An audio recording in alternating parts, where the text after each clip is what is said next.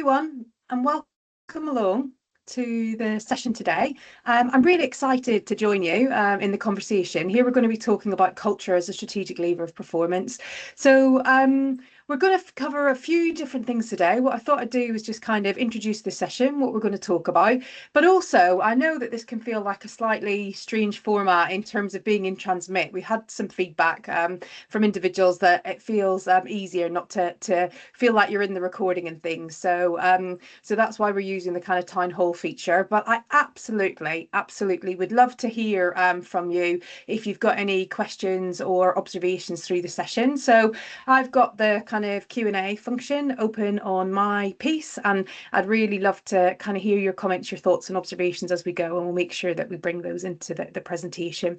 So welcome along to our session on culture as a strategic lever of performance. For any of those of you who've been to any of our sessions before, you will know that this is a bit of an obsession of mine, and we've been doing some work in the background to make some of our grumbles and utterances about this, some of the black box stuff that we do in our heads as consultants, a bit more accessible. And I'm really excited to share that with you today. So that's what I'm going to be doing. So in terms of the session today, there's a few different things that we're going to focus on through the conversation. We're going to talk, first of all, about the need to change the conversation when it comes to culture.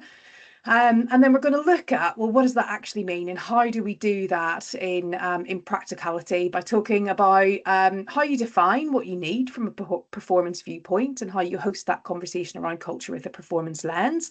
We're going to share with you our performance mode framework that we use with clients, and you can access some free resources around if it's something that you're interested in working with. I'm going to talk to you a bit about how you really leverage the value of your ideal. What does that actually look like? How do you understand that, and how it will bring benefit within your business area? And then we're going to talk a bit more pragmatically about some real life next steps. So in terms of the first element to talk about, it wouldn't be an employee experience project masterclass if I wasn't moaning about how people talked about culture, I'd suggest. But I think we all know that a lot of how culture gets discussed is around that employee sentiment piece, and really focusing on how culture influences people's motivation, engagement, and intention to act, really.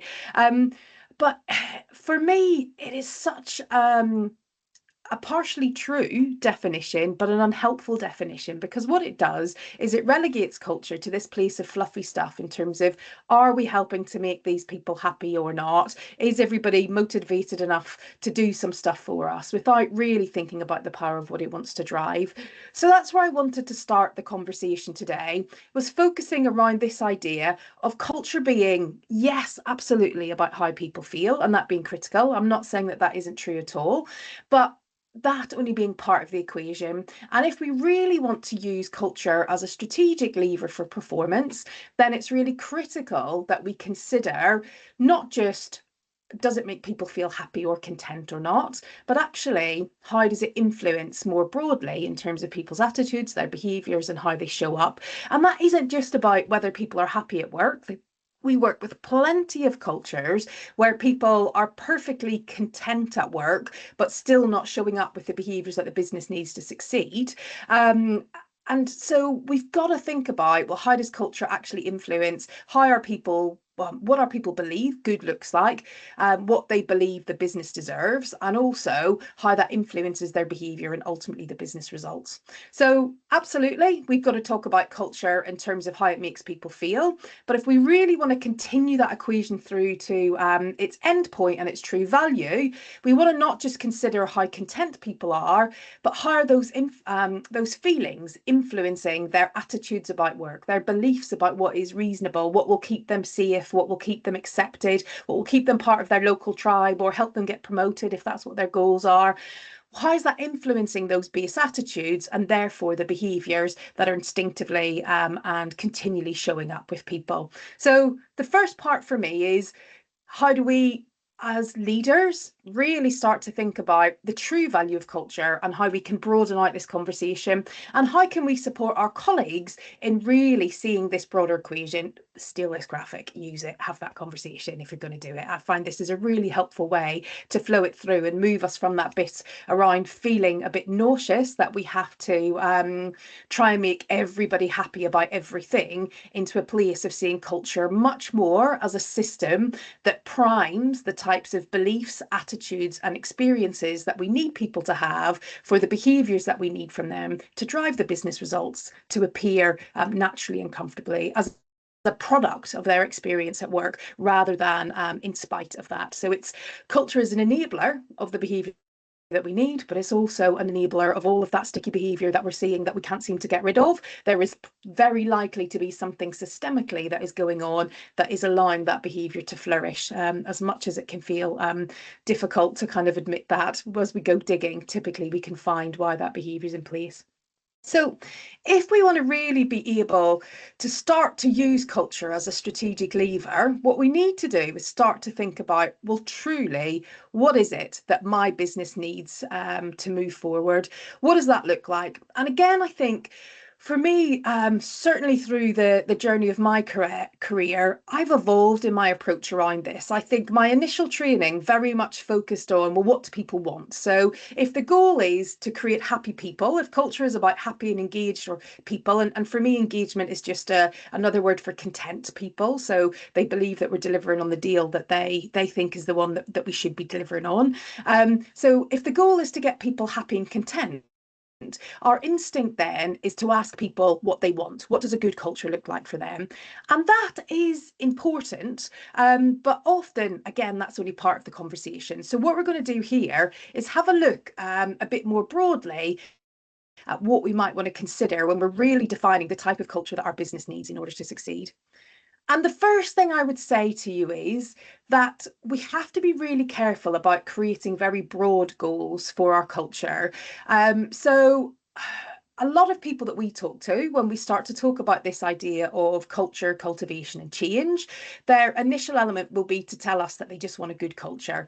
And, I would say that's really risky, because as this example shows here, we can set a broad goal of having a good culture, or we might set a goal of wanting to build a garden where plants can grow, but it depends on the type of plants that we want to grow, the types of conditions that we need to create, and the type of garden that we need to build in order to allow us to grow those plants. So our goals are really important, but similarly, our context is important too. So, if I wanted to have a cactus garden in rainy Sheffield, where today I think it's about -2, it's unlikely that those plants are going to thrive. So understanding the realities of our operating context and what that means about what type of behaviour is needed to succeed and what type of mode is required to really flourish is really critical as well.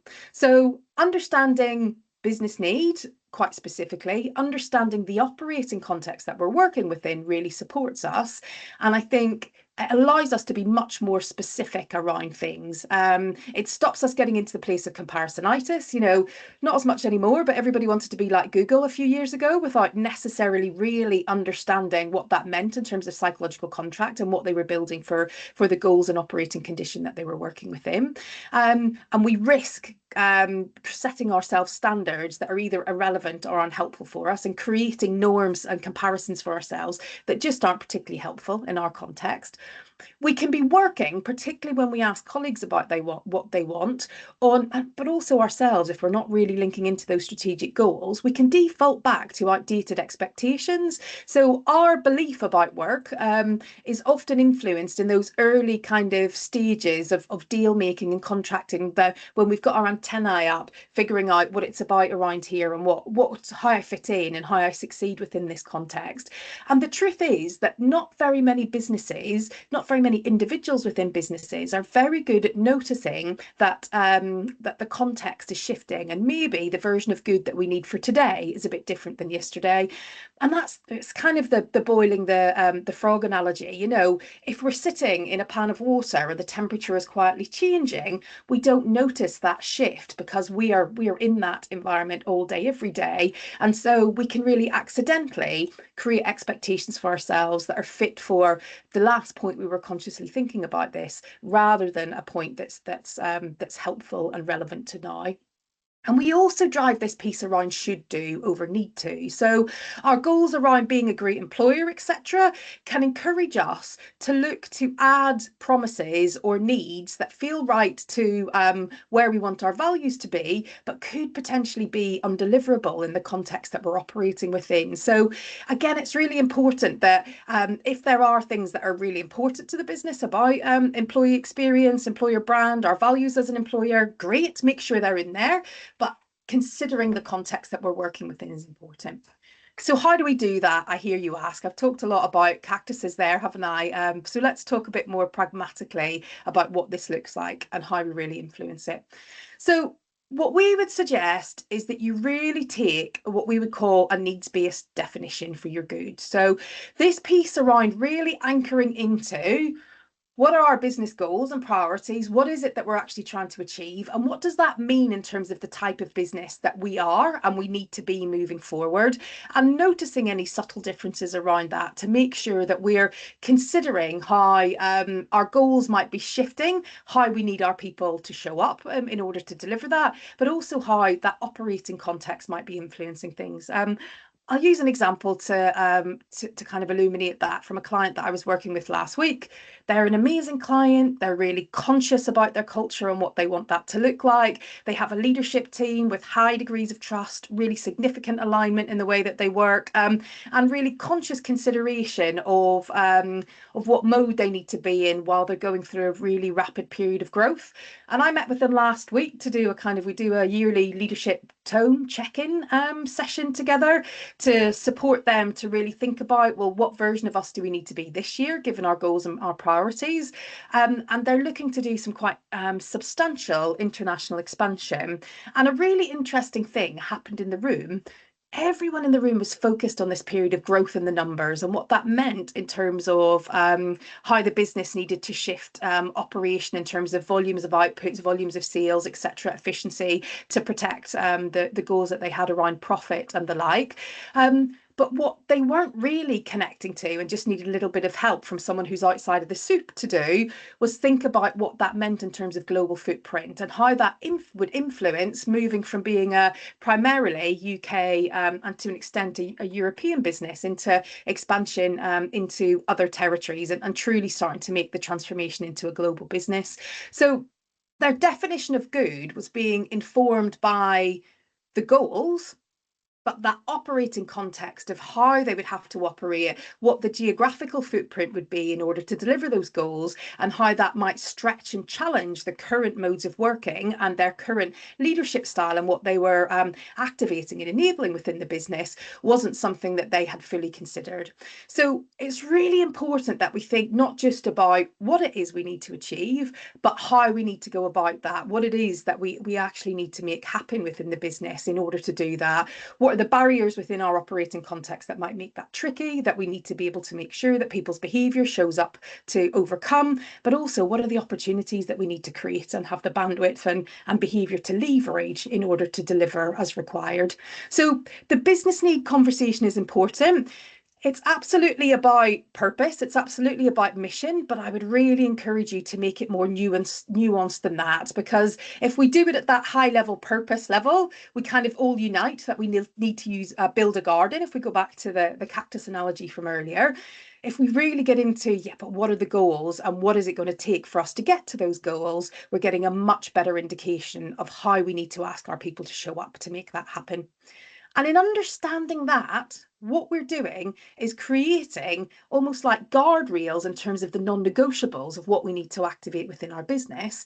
And then that allows us to really round the conversation out in a realistic way about, if we know that's how we need to activate our people to show up and support them, enable them, prime them to behave, what is it that our talent need from us in order to get to that place? So we're allowing ourselves to define our culture in this way that balances the psychological contract between what's the business needs, priorities, what are the guardrails of what the non-negotiables are, because every business is here to achieve something, even if it's not profit-led, it has some outcomes that it needs to achieve, and those are critical to its existence. So what is it that the business is here to achieve?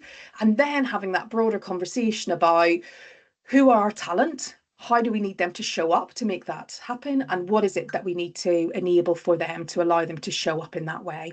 So bringing those two pieces together, allow the business need, the talent consideration to come to a real adult kind of deal or psychological contract that's saying, actually, we need a culture that enables this sort of thing to happen for the business and allows us to prime the talent, our people, to be able to engage in this way. These are the things that our people need to experience, they need to feel, they need to be resourced and up-tooled with to allow them to succeed. So that first conversation is huge around the business need. That second conversation around the talent need is huge, but I'd encourage you to do them in that order and make sure that you don't forget either of them. Okay? So really understanding that is helpful. And generally, as I mentioned, it allows you to get this kind of balance of give and take around what is it that we stand for here in terms of that clear deal, that clear contract, that clear balanced people promise around the give and the take, around what we stand for as an employer, but what that means in terms of what we offer as an employer, in terms of the expectation that we have for others. Now, this is a really interesting conversation. This honestly is probably one of my favourite bits of activating culture change within organisations, because it's where we really, I think, particularly having that more detailed business need conversation, which I always have called the nature of the beast conversation, right from when I was a junior psychologist, to kind of annoying people with doing job analysis more around context than tasks when I was doing selection work. But that piece around really understanding down and dirty, what does it actually mean for us to achieve this year or this strategy or whatever it may be, really helps business leaders to connect to the value of culture, because we're talking not at the level of how do we keep people happy, etc. We're talking at the level of how do we set people up to succeed and deliver what we need them to. And we're also connecting them and encouraging them to really think about that pragmatism of operating context, because I think a lot of culture work derails because we allow our execs to talk in the theoretical about the strategy and the goals and what does that mean in terms of ideal or aspirational values, but we don't then force them back into the day-to-day kind of bun fight that is actually delivering for the business. Often they're just a bit too separated from the operational pieces to really consider how those aspirational values or priorities play out in practicality, given the day-to-day priorities, tension, barriers that our people hit to be able to succeed. So forcing that conversation into operating context, having different feedback loops or different conversations with different mixes really helps us to broaden that definition out and helps our execs really see how culture can be a really helpful lever for connecting to those realities of how do we actually deliver this thing that we've committed to, rather than get really frustrated that, you know, on a 1 + 1 = 2 equation, this looks like it makes absolute sense, but in practice it's really hard to get it through what feels like the sausage machine of our business. So building that reality piece in is critical. Now, once you get that data together, it can feel quite difficult to organise, I think, because there's a lot in there. There can be competing priorities, etc. So one of the things that we've done, as I mentioned, is over the years, we identified that there are a few different types of modes that different businesses seem to drop into, almost like categories that we're carrying in the back of our head, in the consultant black box at the back of our heads, that allow us to very quickly look at a business, think about its goals, where it is in its journey towards those goals and its operating context, and say, well, how actually, what sort of mode does it need to achieve its next goals? So one of the bits of work that we've done is got that out of our heads and organised it into a framework that makes it easier for us to give consistent recommendations to our clients, but also makes it much easier for you to be able to kind of use it and I suppose be able to use this to organise some of those conversations for yourself, really. So our work has identified that really there's 5 core ideal performance modes. Now, we're not saying this is cookie cutter and everybody will fit exactly into these shapes. You know, your own shape will blob around one particular area or sit over one or two as you build it. But this just helps you to start to codify and categorize a little bit more. So we'll talk at a high level about these, because I'm going to talk about them in more detail in a minute, and I don't want to grace you with me repeating myself on it. But basically, as I mentioned, they come down to what is this business trying to achieve and what are the challenges or opportunities that it needs to overcome. So stability mode is really for businesses that are in crisis situations, to be honest. So often where we work with businesses in stability mode, it's where there's a turnaround need, there's a real customer delivery issue or a regulation issue or some sort of financial performance problem, and there's a need to deliver some sort of kind of improvement quite quickly on things. So really this mode is about how do we support creating that sense of stability and priority around things. Improvement mode is where the fire is really off there, or where the fires are really burning. There's a real risk of the overall health of the organization. So stability is a little bit more where the stakes are high. If a mistake is made, it's going to be really critical. So a real network probably sits in stability mode, where getting people somewhere on time and safe is more important than anything else. Working through that. Improvement mode focuses more on where things are on fire, where there's a real issue, there's a real need to turn things around, and a risk, I guess, to organizational reputation or health, where really leaders just need to grab it, shift it, and fix it as quickly as possible. Calibration mode is about businesses that may have grown or shifted in maturity over time. So this is often about businesses that have operated previously on quite informal systems processes. So those that are in the early stages of scaling or forming, or perhaps they've been in a more informal family structure where relationships have kind of kept the business up rather than standard operating procedures. And there's a need to create this sense of consistency and standardization on the way that you do things. Scale mode is more about growth, high growth environments, but where we're scaling what we've already done, really. So we're not looking for a huge amount of innovation. We're probably in an environment where we're trying to rinse and repeat. Maybe we've already identified our market, we know what our product is, and we're trying to leverage the opportunities that we've created without getting too far off track.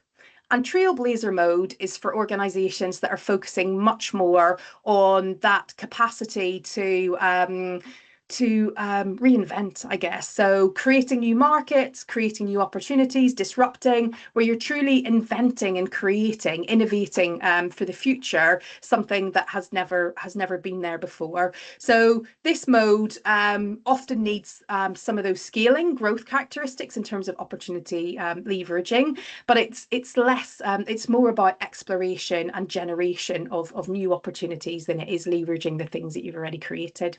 So let's dig into these in a little bit more detail then. So as I mentioned, this piece around stability mode is how do we create that sense of reliability and predictability where the stakes are high. So this is often an environment where governance is really critical and it rules. Decisions need to be cautious. They need to be held by very specific experts. So I would suggest managing a nuclear facility probably sits within this mode. You know, how do we ensure that we're really ensuring that this thing does what it needs to do? There's clear structures, there's clear controls in place, and what good looks like in terms of behaviour and actions is really firmly defined. Now, this works very well in those environments where you need to be protocol based, where you need to be routine based, where things like safety are massively critical. But the risk of this mode, if you stay stuck in it for too long, or where you need to drive improvement or innovation, is that generally the structures, the governance, the controls can stagnate progress and innovation. So this mode works really well when we want to get things pinned down and we want to define a single way of doing it, and we want everybody to align to that. And we cannot risk trusting them that they will just get on with that. There's got to be high oversight around it. But it's a really dangerous mode in other contexts because it very much suppresses talent, suppresses innovation, suppresses any sense of kind of empowerment or personal accountability, and it risks then for other businesses that are trying to evolve and iterate, suppressing their ability to succeed in those areas. So as you'll notice, as I'm talking about these, each of these risks have benefits, each of these styles have benefits and risks, and it really depends on your operating context and your goals around what style is going to be the most helpful one for you. And I think you can see here that when we start to talk about culture more as an operating mode or an operating system within our business, we're giving ourselves the agency to see it less as something that happens to us and we have to just manage the impact of, and more something that we can consciously leverage to allow us to be able to unlock the behaviours that we need, depending on either the phase that our business is in, or even on a more microclimate or microculture level. We can think about what different cultures we might be priming in different business areas, depending on what their responsibility and their role for the business or regions or whatever it may be. So that stability mode, definitely want that in our nuclear power stations. Probably do not want it in the pharmaceutical companies that are creating the next medical innovations for us on things. Improvement mode is a really interesting one. So this is the one, as I talked about, which is this is crisis mode. You know, we know that there's some issues. We know we need to drive rapid recovery and stabilization within a context. We need to understand where the problems are quickly, and we need to sort those out. We need to drive a shift in ways of working. Often there's a huge amount of work to do around base systems processes, gathering insights and data to really try and understand what's going on within this context. So in this sort of situation, typically what you find is a leadership and a cultural mode that's about high control and centralization. So very tight priorities are set that are very clear about that roadmap to improvement, and the accountability on those is really centralized and strong, because the business typically doesn't have time to mess about with false starts and those elements. And there are really, really clear standards under pressure. So this is often typified by quite a command and control leadership style in the early stages in particular, leading over time into a more evolved style as trust builds, that the leaders below that senior leadership team understand the new standard that's in place, and are also in a place that they can start to activate that and drive it forward. Now, this style is really, really effective in those turnaround situations. But the risk with it, if we carry on with it too long, is that we create dependency on senior leaders to make decisions. So we reduce bandwidth for improvement because everything is going through the same 4, 5, 6 people for check and review. We can also actually suppress personal responsibility because individuals are waiting for those at the top to sort things out for them. So unless we are really strong in this mode around enablement and that priority setting, ensuring that people are, I guess that piece around accountability around the priority setting, we can accidentally create this sense of dependency and waiting for mum and dad to fix the problem and help us get around it. And the other risk that we get is burnout. This sort of system, if we aren't really careful with that prioritization and capacity planning within the system, our top level leaders, because they are so overwhelmed and so much is coming through them often, will be throwing out a lot of tasks and activities and improvement programs through the organization, and they can just create too much stuff happening because they're not connected to how that's being operationalized through. So that piece around prioritization, a centralized accountability, but also a clear roadmap and a story towards how we move from this mode into, you know, this being about repair and recovery, but how that feeds into a next mode that is more about whether it's stable, creating stability, or creating a bit, calibrating things a bit more in the next mode. We just need to be conscious that we don't stay stuck there too long. Another thing that often happens with this mode, particularly in firefighting, and I'm sure you'll have experienced this if you've been in a turnaround situation, it can be really hard for a leadership team to start to reset their boundaries around trust and empowerment post an improvement mode. They often need some really conscious help and coaching to kind of find that basis and noticing those improvements, because the consequences will have felt so strong for them in that initial kind of entry into the recovery piece. And it's likely that the standards within the organization are so below what they think would be acceptable that it takes time and support for them to calibrate into a place of using a slightly different mode. So the next mode I'm going to talk to you about is calibration mode. So as I mentioned, this is about, well, So again, it can happen in different contexts, but what I would typify this as is a business that has grown quickly. It's spotted an opportunity, and it's grown quickly within that, but it's done that through probably being a bit in that trailblazery mode or very high growth mode, where people have kind of been allowed to do whatever they want, not quite, but people have been the controls, the systems, etc., haven't been in place. People have been building the airplane as they're flying it, really. So everyone's done what they need to do. Everybody's probably had 14 different roles because the team's been growing and the business has been expanding, and there hasn't necessarily got that clear sense of alignment, ownership, clarity of who owns what. There aren't necessarily clear standards about how we deliver and what we deliver. We haven't yet got the systems and processes that really maximize efficiency. So this mode is about taking a bit of a breath, really, and saying, okay, so we've done all this, but I call this kind of this is about the growing up stage, so the post-teenage years. How do we move from that point where it's all kind of worked because we've all mucked in into a place where we've grown up into a formal business that's got consistent systems, processes, etc. So how we do business isn't just dependent on the 10 people who originally built the business. It is a thing in itself and it exists in its own. There is knowledge in the inherent system and the mechanisms and the broader range of people that we've got. And there's regimentation and control, alignment around how different people deliver value within that different system. So this is a very typical kind of stage that that you'll probably see where growing pains are at their highest and most tricky for people to manage, and it can feel for people like that kind of freedom to innovate, to pivot drops. It does for sure, but it doesn't have to drop in the longer term. We can build our systems and processes in a way that allow us to kind of meet our goals. Scale mode, this is really about being in that phase of high growth, whether we have whether we're pre kind of calibration and consolidation or post.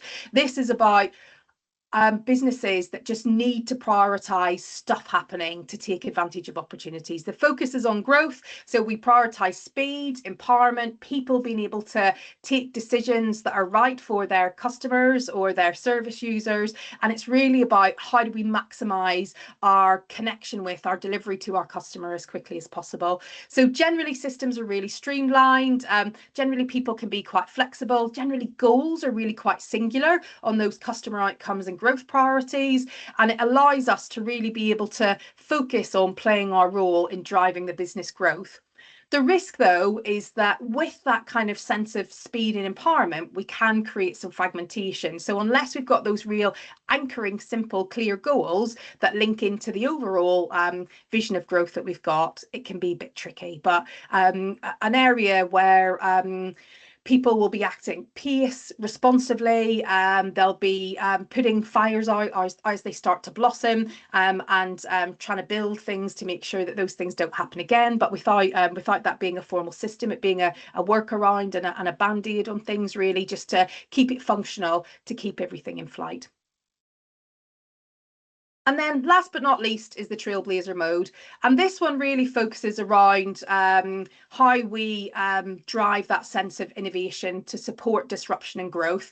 So this is a really interesting area. Some businesses are just built to do this, you know, so you look at things like the R&D elements of pharmaceutical businesses, etc. They are always looking to build new products, to drive innovation, to create new opportunities. Sometimes, though, this can be about reinvention for an organization. So perhaps the market's changed, or funding basis has changed, etc. And we suddenly need to shift the way in which we do things, or the focus on what we do, in order to be able to deliver. So this is a place where innovation, curiosity, experimentation is king. And what we're looking to do is encourage conditions where we support people to be able to test and adapt, and explore things at pace, but also have the freedom to feel, learn, and move on at pace as well. So this is truly about creating that safety for people to try new things, but that clarity of what the goals are to make sure that you keep people aligned and you don't end up with more ideas and experimentation than you have capacity to deliver through. Okay, so 5 quite different modes. They all work in different contexts, but you can see also that they activate very different behaviors. So I guess the question then becomes, well, that's all well and good, Paula, but how do we actually start to unlock those? The promise at the start of this was, how do you really use culture as a strategic lever of performance? One of the pieces is for sure understanding what cultural modes you need to drive the performance that you need within the organization, which will help you. Hopefully that framework will help you to kind of organize that, and hopefully in looking at that you can see what mode your business could or should be in to drive its current strategic plan versus where it might be at the moment, and that might help you to start to see where some of the challenges or friction may be. But similarly, it might, if they're in the same place, it might tell you why they're flying. But what we're going to do now is think about this piece around, well, how do we actually leverage that insight? And for me, it's a really simple shift. If we want to be able to truly leverage our culture to unlock the behaviours that we need to succeed, we as practitioners and as leaders need to take a real shift in how we view culture. We need to take a transition from seeing culture as something where we set behavioural standards and our leaders role model and we give some aspirational words that people sign up to and look like they do in public, to really seeing it more as this systemic primer of how we do things within our business, and thinking about, well, how do we enable our people to succeed and allow them to have the conditions that encourage those behaviours that we need to flourish. So a really simple example that I would use is, if we want our people to show up with personal accountability and we want them to take responsibility for their day-to-day goals, then we need to ensure that we haven't got an accidental system within our business where it's really easy that if we don't know the answer or it feels too hard or we're worried about making the wrong decision, that we can escalate something all the way to senior leaders and they make that choice for us and then it gets bumped back down to us. Because while we are saying in our values that we want people to act with personal responsibility or take accountability, our system is supporting people to avoid that and actively encouraging them to use the leaders as the key decision makers on that. So are we noticing where the rhythms of how we do business, our ways of working, are really influencing us to allow us to succeed? So if we want to be able to really influence culture, there's a few things that we need to think about. So one is, are we creating that sense of kind of contextual relevance for our people? So the first point that I would absolutely make, and I think one of the big things that I see people miss an opportunity on, I guess, is how do we talk about how we want people to show up in the context that they're operating within. So rather than giving them aspirational values that on an ideal day feel like absolutely the right thing, how do we really start to translate that into conversations around, well, what does that mean for me and my role? What does that mean beyond the massive 14-page behavioural framework? What does that actually mean for who I am today versus who you want me to be in 3 months' time? And what is the plan that you and I are building to get me there? So it's all well and good saying to someone, here's our North Star, now can you get to the star, please? If we don't actually support our people to understand the journey and the stages to get to that North Star and what that means for them and what that looks like for them. So building that sense of contextual relevance and that sense of what does this mean for me is important, and not relying on those traditional pieces of let's build out more and more layers of here's our values, here's our behavioural framework. Those are all important pieces, but they don't replace a really great conversation between a colleague and their line manager saying, this is how I need you to show up from now on, and let's plot the journey towards you getting from where you are now to where I need you to be. So how do we start to build that into our activation activity? The other element I would encourage you to think about, and this relates to that piece really, is this bit around cultural literacy. So how do we support our leaders and managers in moving away from that traditional definition that they've got of great leaders in culture, which for me, absolutely, I see people's default is, well, I'll sponsor the work that HR is doing and I'll role model. But what role modeling means to them is I'll turn up at the right meetings, I'll show the right behavior in public, but I might not be thinking about the impact of those decisions that I make about our resourcing model or our performance goals, or whether we choose to reprioritize and reset or not once some new priorities come in, actually influence how our people need to show up and behave on a practical level. So helping our leaders really understand what culture is and what the different levers are that they can use, and giving them some options over and above. I just keep having the conversations about the values and nobody's really listening to me, or we've done some more training on it and it's not translating. Building their cultural literacy to influence that system and influence that relationship is critical. And then the final thing that I would say is important, and what I'm going to talk to you about for the last kind of 10 or so minutes of the session, is this idea of system priming.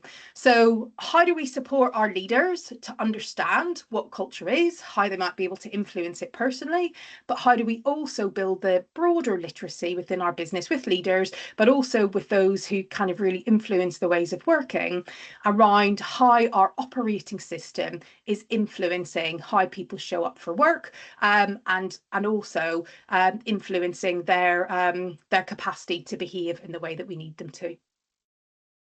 So this, I'm just going to share this with you. This is relatively hot off the press. She says it's about, I think we wrote the research paper on this about 3 weeks ago. So this I just wanted to share is what we call our culture driver map, which is an evidence-based overview of the things that really influence what drives culture. So here's a quote from the write-up of the research that we've recently done on this. So this model is based on a culture driver map that we built, oh gosh, I don't know, about 4 or so years ago, that was built off the back of a thematic analysis of over 50 different culture audits and evaluations over the years. And it allowed us to identify a series of factors that consultants were consistently talking about influencing behaviour and culture within organisations. And we've spent the last 3 or 4 years gathering data around that with our own clients, but also with our free tool, the EX Index, to understand what culture drivers are important to others. And we've done a big chunk of geeky data analysis on that, which shows actually that the factors that we were looking at have a huge level of predictive power around how these factors show up, influencing how factors around different performance metrics, motivation metrics, and business individual performance metrics, motivation, behaviour, and business behaviour metrics are coming out. So basically, we feel pretty confident that this model is predicting anywhere between about 50 to 60% of what is influencing how people show up and how businesses perform. The different factors are kind of driving those influences out.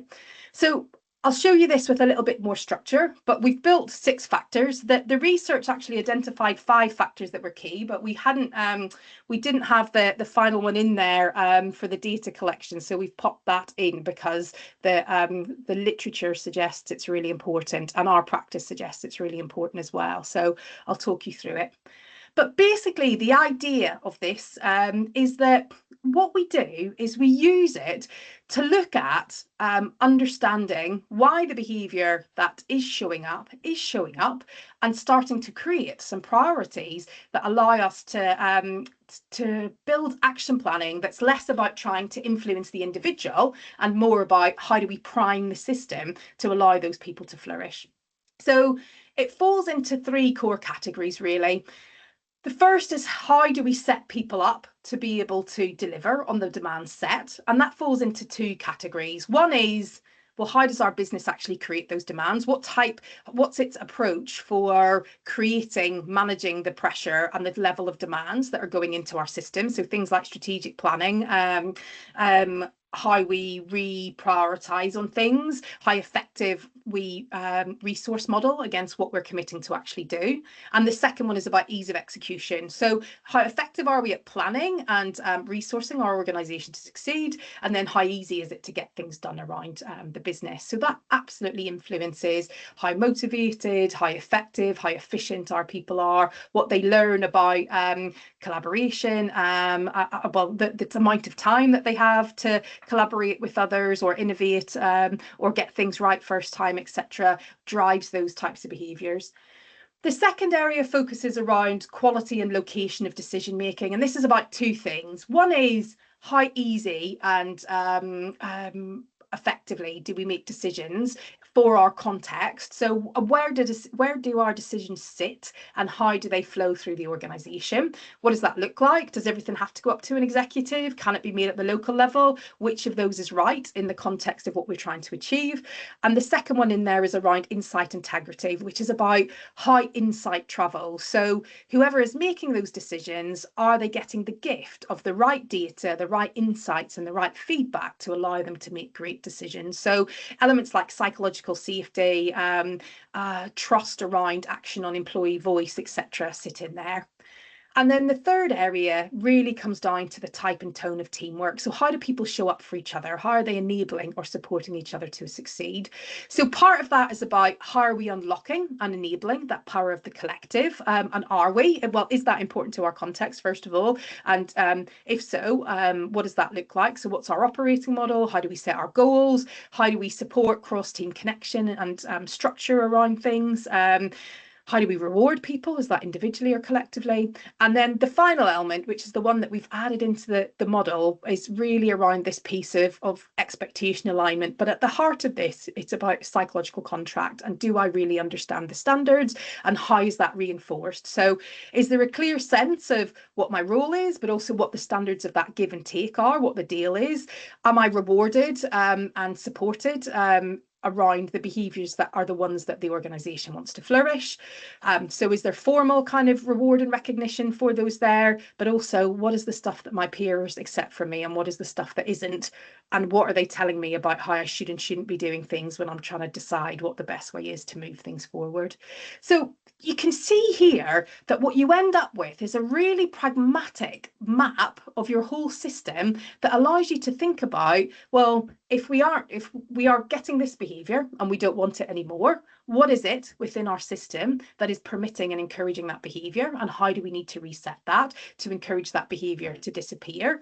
Or if there is some behavior or a mode that is really critical for our business moving forward, this allows us to be much more pragmatic and wider in our action planning around it, because we can look at it and say, well, how are these different factors helping or hindering us towards that goal?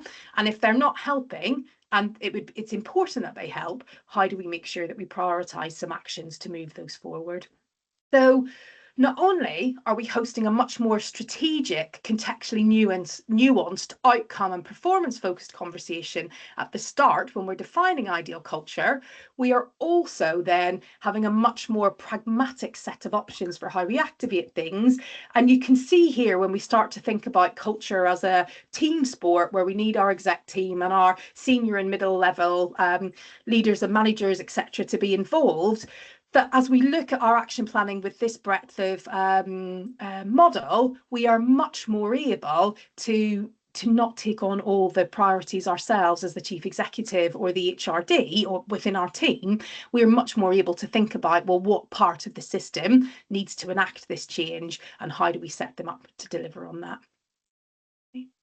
So I'll take a breath. I think I got a bit excited talking to you about that. But the research on this, I'll be honest, is phenomenal. We've got a research paper coming out on this in, well, I'm going to say in a few months' time, but I'm so excited about it that I wouldn't be surprised if it comes a bit sooner. I'm going to try and control myself. The model's going through quite a robust stage of peer review at the moment to make sure that not only the data aligns, but we've got some really great brains and culture looking at it as well. So I'll do my best to control myself until we can get it the best it can possibly be.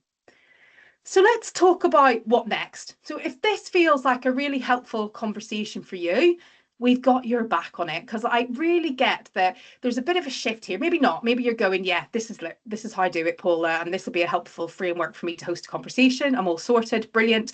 If you're not quite feeling there, that's cool. There's a couple of free resources that you can access from us, and we'll send you an email tomorrow that gives you the links to these as well as the recording of the session. So grab the QR codes if you want, but don't panic if you can only get one of them. But we've got a performance mode index, literally 5 to 6, 7 minute tool that allows you to complete a series of questions and get your own report about the operating context and the goals of your organisation, to get a quick self-diagnostic report about what likely performance mode is the right one for you. So if you're playing with a couple and you're not quite sure, use that tool, or if you want to use it to start some conversations with your leaders and your execs in your organization, that'll support you too. And the other one is a download that will help you, I guess, socialize this idea with your broader executive team, if that's something that you want to do. We can also support you on this in terms of helping you get started on these elements. So one of the things that we do really regularly with clients is just do that piece of initial executive alignment and activation. So spending some time in the room with your executive team, talking about this piece around what culture really is, how it can drive performance, but also supporting a conversation, a co-creation, an exploration session with the exec team that's allowing them to be clear about what performance mode they see the business needs, given your strategy and context, and helping them think about what that means in terms of their leadership standards and goals moving forward. We also support on leader and manager training around that cultural literacy piece, and can absolutely support you on helping them do that system mapping at a local level for their team if you're not ready to do it at a more organizational level, or that bottom up approach feels more helpful for you. Or if you're just thinking about, well, how do we just start to introduce this into our own HR team and start to think about how we can leverage this, we'll also just come and play with the concepts with you as a team, support you on some really targeted development and thinking, partnering and planning support if you need that. So this is not a dump some stuff on you and leave you to it, or try and talk you into a huge cultural audit on it. There is a lot of progress that you can make just around defining that ideal culture. Access those free resources and use them. And if you would like to explore how we might be able to support you a bit more, just give me a nudge and I'll be really happy to talk about it. So thank you so much for your time today. I hope it was a useful 50 minutes of your time. If you need anything at all, you've got any individual questions, I didn't see anything come through in the Q&A while we were talking, but if you want to have a conversation at all about anything, just feel free to pop me an email and I'll be happy to chat everything through. Thanks everybody. I hope you have a great day.